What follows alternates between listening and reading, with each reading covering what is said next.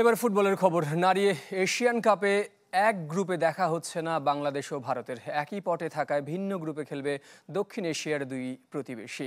29 জুলাই জানা যাবে বাংলাদেশের বাকি দুই প্রতিপক্ষ। এশিয়ার সেরা 12 দল চূড়ান্ত, সেখান থেকে 3 গ্রুপে ভাগ করা হবে দলগুলোকে।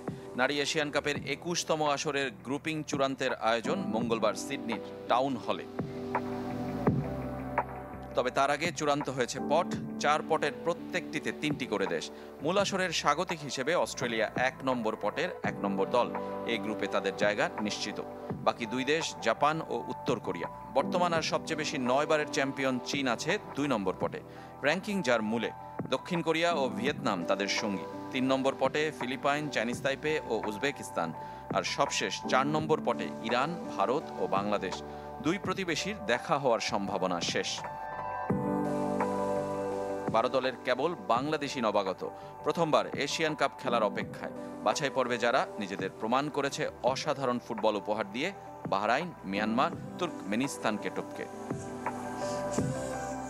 মার্চের টুর্নামেন্টের ভেন্যু 3টি, সিডনি, পার্থ, গোল্ড কোস্টের যে মাঠগুলোতে 2023 নারী বিশ্বকাপ হয়েছিল সেখানেই হবে 2026-এর এশিয়ান কাপ।